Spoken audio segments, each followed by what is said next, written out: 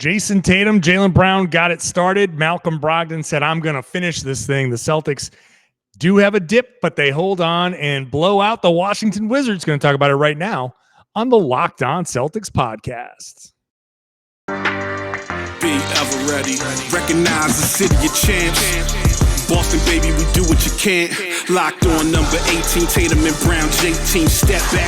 We gon' wet that and slay teams. Of course, the Celtics, who else could it be? Screaming like KG with the Larry O.B. Karalis above average, assessing the team status. Best daily pod, no cap, salary matching. Clutch like Bird the DJ, keep John on replay. Prime time, dapping up the truth on the sideline. Raining J's, how it started, raising banners, how we finished. Locked on Celtics, pod, home of the winners. B.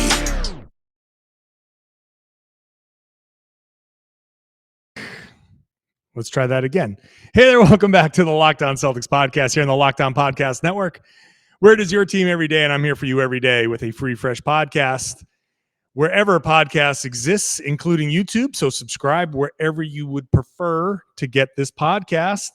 I do appreciate you making this your first listen every day. I'm John Karalis. I cover the team for Boston Sports Journal. I'm a former professional basketball player. I'm also an author. I wrote the book called Boston Celtics All-Time All-Stars, and I'm here in a room in the garden because I'm not out in the garden because it's now a hockey rink instead of a basketball court. So I'm here in one of the other rooms. There is a creepy clown behind me. You can see him on YouTube and other decorations which have been torn from the wall. But whatever. We're here after the Celtics tore apart the Washington Wizards 112-94. And I'm going to bring in my buddy, Tom Westerholm, to help discuss this game. Hey, Tom, how are you, buddy? I'm good, man. I feel like, I feel like in kind of the same way that we sometimes accidentally jump in on like the Locked On Bruins podcast, like you're jumping in on the TD Garden Bruins. Yeah. In a way here. Yeah. It feels very similar. It is. It's very much the same thing. I'm like walking around with my backpack open and I'm like, okay, where can I go put this where A, I can do this and have it sound somewhat okay, and B, have it not be like a generic white, like cinder block background. So this is where I found. And so here we are. And the Celtics are now 4-2 after a surprising battle between 3-2 teams. I wasn't expecting the Wizards to be 3-2. That's true. Coming into this game. It looked like this was going to be a blowout from the beginning. Jayson Tatum, Jaylen Brown combined for 27 points in the first quarter. Oh, by the way, today's show is brought to you by BetOnline. I have to make sure I say that today's show is brought to you by BetOnline. It has you covered this season with more props, odds, and lines than ever before. BetOnline is where the game starts. And the Celtics game started with 27 combined points, 16 from Jaylen Brown. Jaylen had outscored the Wizards in the first quarter 16-15. Tatum had added the 11. Basically a perfect start to this game in the first quarter. And I thought from there it was going to be like just a cakewalk. But that first quarter, Tatum and Brown, I don't think a lot of teams can survive that kind of punch from Tatum and Brown. Well, I think the other, if you said before the game that Tatum and Brown were going to throw that kind of punch, and then you added that for the first three quarters, the Wizards were going to shoot 3 for 23 from 3-point range. Yeah. You would have thought this was going to be a 60-point game. Yeah. But I think overall, I think you're right. I mean, like it's one of the really impressive things about this duo, right? Is that like you come out like Tatum hits the first 2 threes and you're like, geez, oh gosh, this sucks. I hate guarding this guy. And then, Jaylen spins around a guy with this this very like calm under control move. And then awesome. he hits a bunch of threes and you're just like, I don't know what we're going to do. And then, the poor Wizards, they do a pretty good job. The rest of those guys don't keep going off. Right.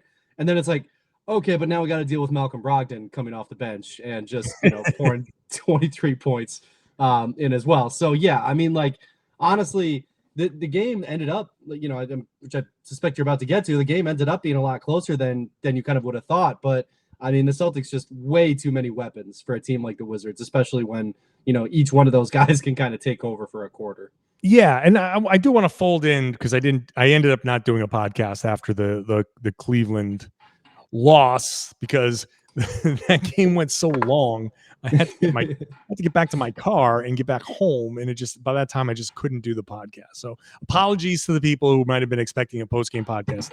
We'll fold that into what we're talking about here. And after a loss like that to the Cavaliers, first of all, you're happy to see this type of opening. And it was kind of wild. It was a weird first quarter in that Tatum and Brown took all the shots until the bench came in. Not only did they combine for 27 points, they also combined to take every single shot. And you don't normally see that. You normally see the ball moving a little bit more, but the way they were playing early on, it just felt like this was going to be a game dominated by these two stars. But that second quarter, there was that lull. They gave up 8 offensive rebounds in the second quarter, and that goes back to that Cleveland game. If they had just gone and handled that second quarter with just boxing out and just not giving the Wizards those second chances and moving the ball and getting good shots, if they had continued to do what they would normally do, you would have seen full fourth quarter garbage time. You wouldn't have seen Tatum and Brown reinserted in the fourth quarter. And yeah, hooray for Malcolm Brogdon. We'll get more into Malcolm Brogdon, for scoring 9 straight points in the third quarter and turning a 12-point game into a 21-point game. But also there's like a good and a bad here. That you're right. The game was closer than it had to be, because in the second quarter, the Celtics still continue to have this thing where they say, oh, okay. Oh, we're up big. Okay, we're cool. And then they get too cool, and the Washington Wizards, who are going to end up being not good, even they come back, and any team in the East, I think, is going to be able to come back in those situations. Well, I think just about, there's some Western Conference teams that I'm not 100% sure about, but just about any team in the NBA could, right? Like that's just the nature. I do think that there is something to the idea that it's just so hard to go end to end with a blowout, right? Like, there's so much talent in the NBA that it's just like you can call it a letdown if you want. You can yell at guys for not, for just kind of taking bad shots or whatever might be the case. But just teams are really good. Players are really good. It's really hard to just really stomp somebody for 4 quarters. And honestly, I think one of the things, I think we may have talked about this before, but I think that's one of the reasons why the Celtics blew out, even against these bad teams, you get out to a start like that and you think to yourself, oh, this team isn't that good. And the truth of the matter is that Rui Hachimura is not like an NBA All-Star, but he's an NBA player, and he can do some things. Porzingis is a very large man and can do some things, and there are ways to exploit these kind of these deficiencies on the Celtics roster. I honestly think that's one of the reasons why the Celtics blew out the Sixers so bad last year. They thought they had to stay up for that whole game, right? You get into that game and you're prepped to play for an entire game. Against the Wizards, you kind of feel like, okay, we're probably going to win this one. You get out to a start like that, and it's like, okay, we're definitely going to win this one. It's just so hard to keep your foot on the gas. Yeah. Yeah, I don't want to turn this into a negative podcast because, of course not. They ended up winning this game pretty easily, and they had a 25-point lead. But it is coming off the heels of 2 games where they didn't do that. Right, exactly. They felt like they could cruise by the Bulls, and they didn't, and they felt like they could cruise by the Cavs, and they didn't. And I think they're 4-2, and that's about where I expected them to be at this point of the season. I expected them to be about 4-2.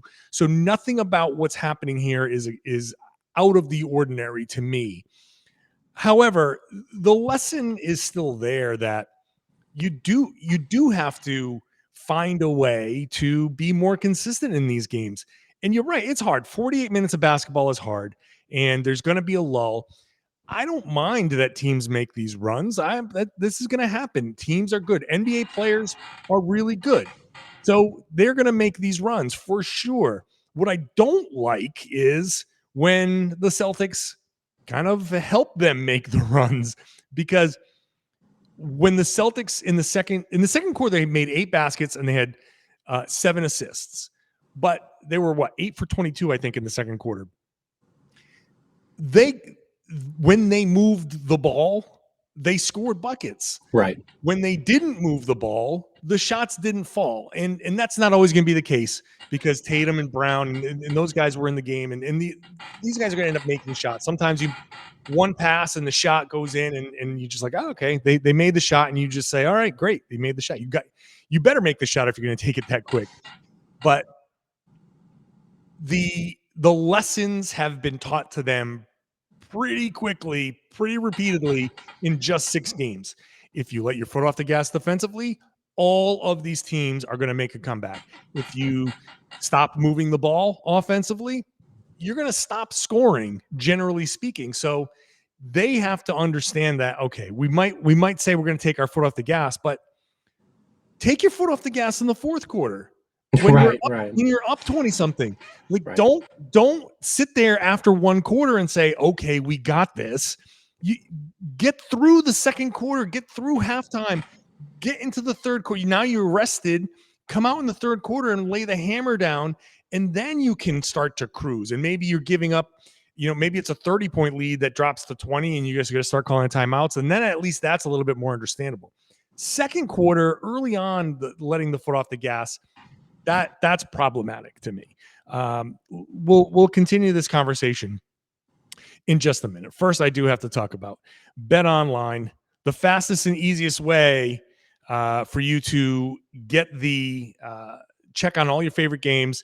Obviously, football is big, basketball is big, and BetOnline.net is your number one source for all of this. You can find the latest player developments, team matchups, news, podcasts, in-depth analysis on every game. It's your continued source for all of your sports wagering information, live betting, up to the minute scores for every sport out there.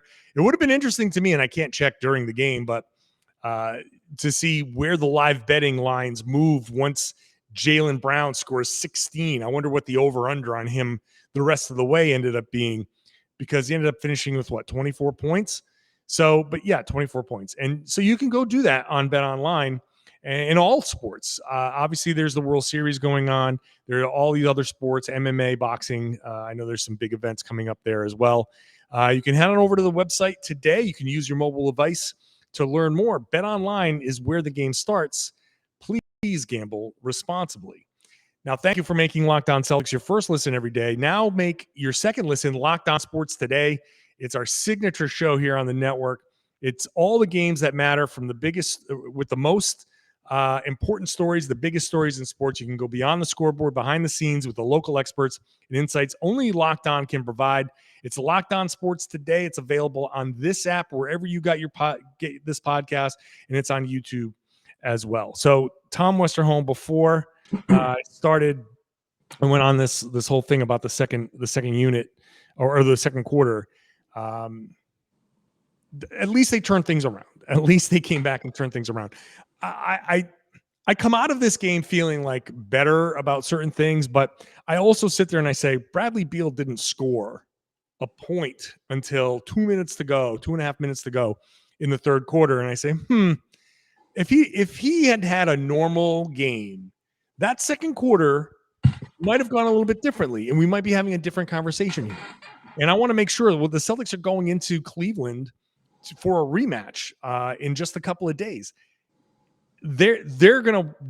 We'll see how focused they are to go in there and do that. But I want to make sure that these guys are doing the effort things that they need to do, because you're not always going to have Malcolm Brogdon bailing you out in the third quarter. Well, yeah, I mean, that's true. Although the part of the concept of this year's team is that, generally speaking, you will have Malcolm Brogdon who can bail you out. Right. Also, I will say too, just to as an aside, like, that Cleveland team is so good. Like, I think there's a lot to be said for that too. Just like I wonder how ready the Celtics were for a team to be that good. And I think the Celtics can certainly. I mean, it's not like the Cavaliers aren't like an unbeatable juggernaut, but I do wonder, like, how much of a surprise it was to just be like, oh, wow, this team is last year's team, but now they have Donovan Mitchell. This is new.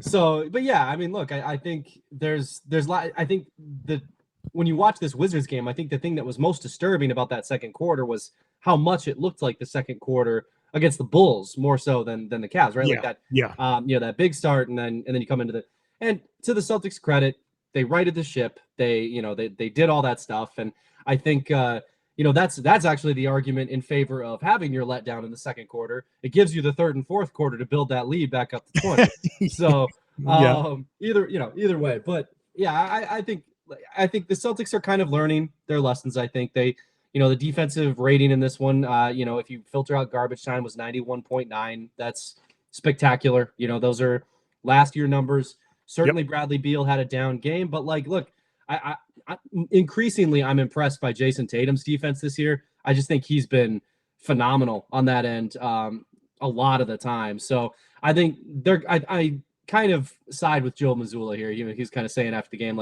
look, the defensive effort, it's going to be there. They'll kind of get that end of things together. I'm certainly not. I agree with you that you want to see it consistently, but I'm certainly not going to sit here and be worried about their defense at this stage, I guess. No, I'm not going to be worried about their defense. Rebounding is effort.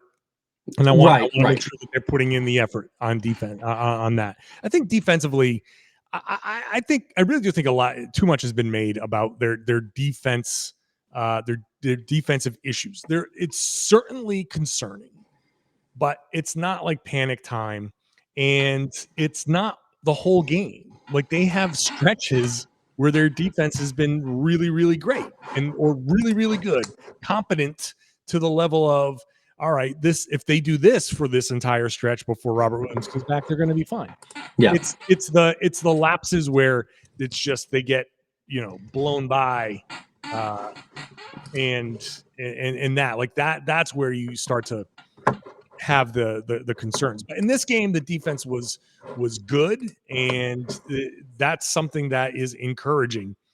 You see that turnaround. You saw a turnaround from you got Grant Williams back. I'm just looking at some of these numbers here. Grant Williams.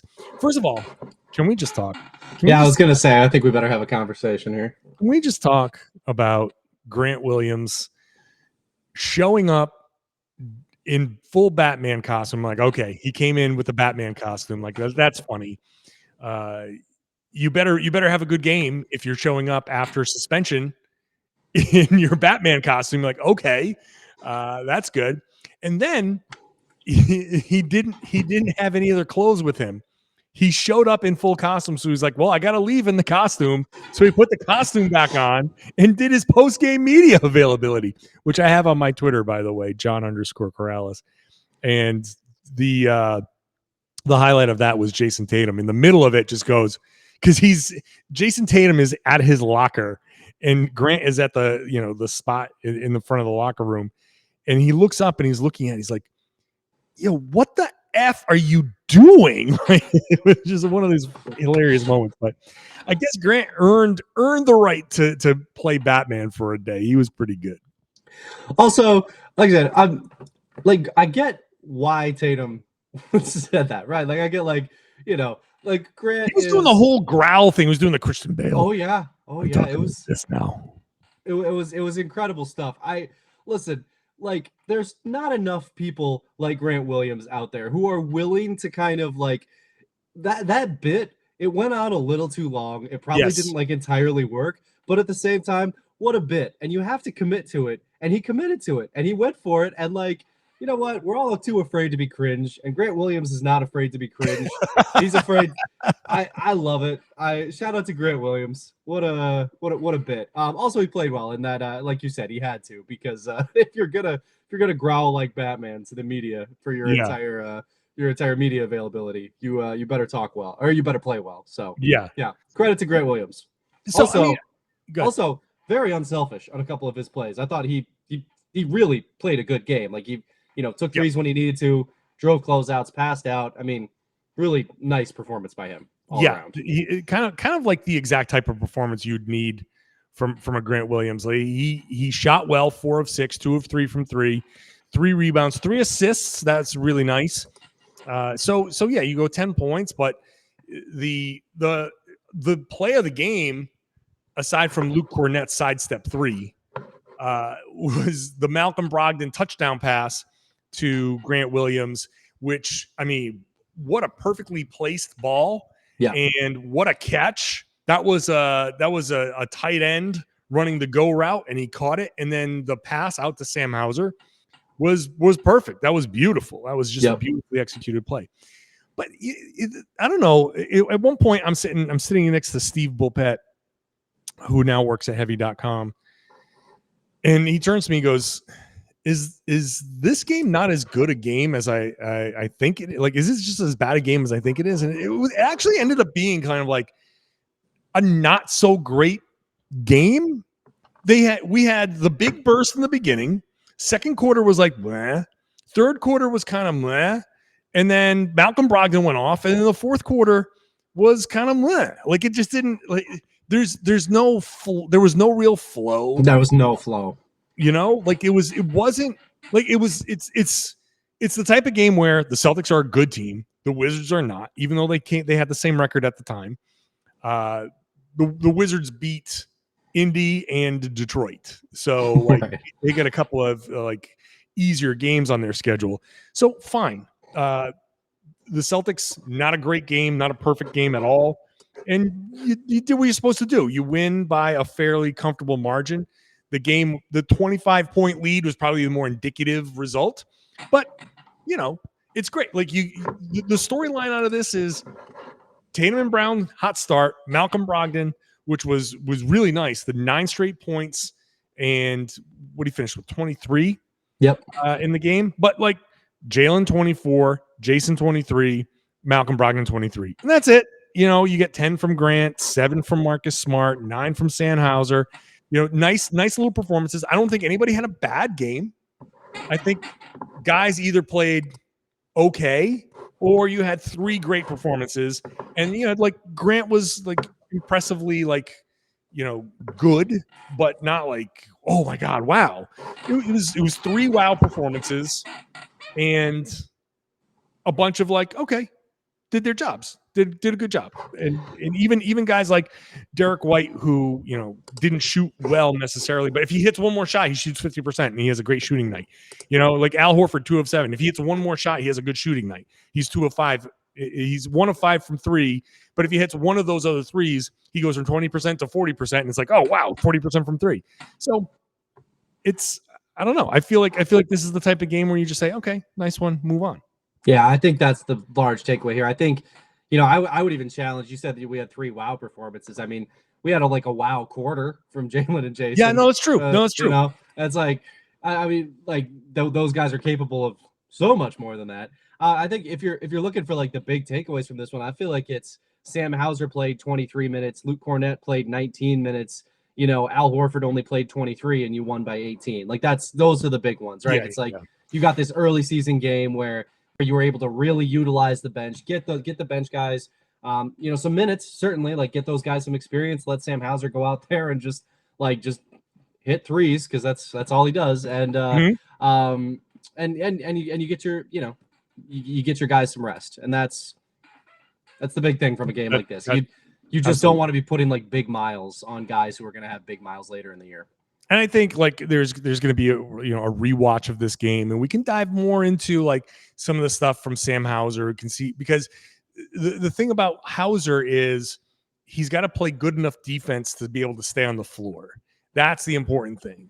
And I think that's one of the things that against the Cavs, you didn't see that. You have so much size out there, and we can talk a little bit about that Cavs game, because the size really bothered the Celtics. And you can see in the first quarter of that game where Tatum and Brown were kind of tentative. They turned it on later on and started to attack. And that's where you got to see more Luke Cornett and a little less Malcolm Brogdon and a little less Derek White. And I think there's certainly some decisions there lineup wise that we can debate whether Joe Mazzulla had the right lineups in there.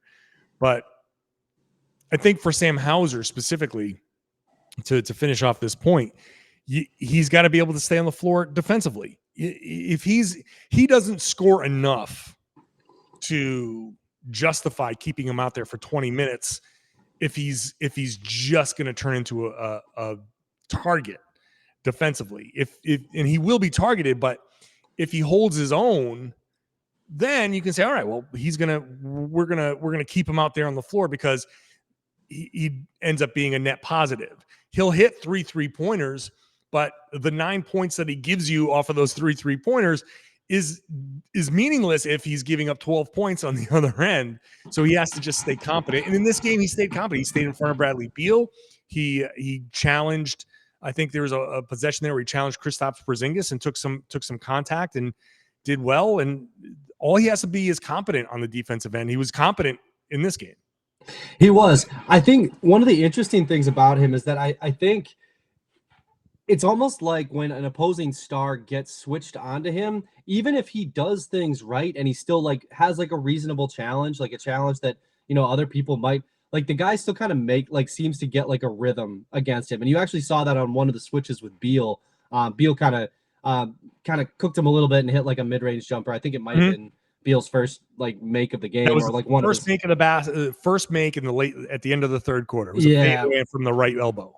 Yeah, against Hauser, right? And it's funny because I didn't even think Hauser defended it that poorly. It's just like Beal just looked like he was in rhythm, and like Hauser, couldn't really take him out of that rhythm at all. And I think that's going to be kind of the interesting thing. I think he does fine against any of like the role players, whatever. But when you get some of these star guys who like just are kind of looking for a little bit of that rhythm, looking for that bucket, I feel like Hauser's going to be the guy that they try to go against. But like you said, he gives you like I think he gives you the scoring certainly, but he also gives you the spacing, right? Like that. That's big, that's big as well. So I think it's both things. It's going to be a balance the Celtics have to try to figure out all year long, I think. Yeah, and you're gonna have to have him out there. You're gonna have to have him spacing the floor. There's a reason why you have him on the team, and the reason why the Celtics believed in him so much. And absolutely, you have to have him out there. Is there a mental thing for a guy like Bradley Beal? And I'll go back and look at the film a little bit, and I want to see the defense they played on him a little bit more closely. Yeah, they seem to do a really good job. Like he was 0 for 12 at one point, and I think there's some of those shots were makeable shots. But he didn't just have a bad shooting night. The Celtics had a big hand in that shooting night. Oh, as the lights go down around me. Luckily, I got this ring light so I can still keep. Maybe if I wave my hands in the. Nope, never mind. The fact is that, well, now I know that there's like a half-hour timer on these lights in here. The fact is that the Celtics made things tough on him, but when a guy like Beal is struggling and then he sees Sam Hauser in front of him, even if Hauser plays good defense, there's definitely a mentality there where you say, okay, I got this guy. Exactly. And for a guy who's been like hounded and double teamed and get the ball taken out of his hands all night and had a rough night, and when he sees Hauser and he says, oh, good, I get to cook somebody. And like that allows him to relax and maybe hit that tough shot. Like you said, even though Hauser, I thought, played it pretty well. It was fine. Yeah. And so what? So, but that's fine to me too. Like if Hauser's out there and he's, like, okay, yeah, there's this element to the game where you don't want to give guys confidence inadvertently.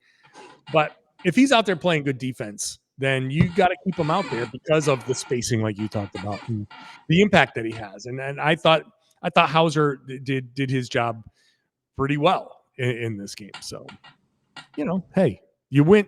Nice win. The Cavs game was just they had opportunity after opportunity after opportunity, but there were just so many missed chances there. The fact that they let Karis LeVert corner crash twice to blow that lead in the fourth quarter was really rough. And what gets me about that is that he had just done it. He had just crashed from the corner, saved a possession, and they got a layup out of it eventually. there was no kind of like, okay, where's Karis LeVert? He's crashing from the corner. And there was one in the second quarter. I forgot who got it, but there was a corner crash from in the second quarter. And I was like, this again? Yeah, the Celtics just have to be aware of this. But the fact that in game, in that Cleveland game, they didn't pay attention to that. And he did it again and then hit that 3-pointer. It's like, oh man, are you kidding me? Like the awareness. Sometimes I swear these guys, they let their guard down too much in such inopportune times. And that was Malcolm Brogdon. Like, you're better than that. One of the weird things is, like, I understand when the Celtics like struggle on the offensive glass because they're going up against somebody who's big and they don't necessarily have the size right now and all that. That all makes sense. And this is just an eye test thing. I don't have like any stats on it, but it feels to me like they're letting a weird number of long rebounds go too. Like rebounds that just kind of bounce out and then somebody else gets to it. And it's like those ones, especially, like to your point, that's all effort. That's just like, you just got to grab that, or positioning or awareness. I don't even know. I mean, long rebounds are weird and sometimes they're random, right? But like, I don't know. It feels to me like it's not just, the big guy who's, overpowering a guard who got switched onto him, whatever. Right. It's not always that. Sometimes it is just these ones that kind of shoot free and an opposing guard picks it off instead of one of the bigs. Yeah, I think what ends up happening, there's the perimeter defense. They get so many blow-bys that when it's at its worst, that somebody comes over to help and the guy who got burned isn't recovering. Right. And there's like oh man, I can't believe I just got beat like that. There's no second effort to be like, oh crap, I just got beat like that. Let me go, if I'm Marcus Smart and I just got beat and Malcolm Brogdon's got to slide over, where's that effort to get back and box that guy out? It seems like, and so many of these offensive rebounds, and I'll take a look at the video because I feel like that might be an interesting video to do. You see like 2 or 3 Celtics like underneath the basket or towards the baseline. Like the entire opposition has moved the Celtics so deep underneath the basket that you can't even jump for the rebound. That they have now gone to the front of the rim, and the Celtics, because of however poorly they've defended and rotated, there are 2 or 3 guys that are just, if you jump, you'll hit your head on the bottom of the backboard.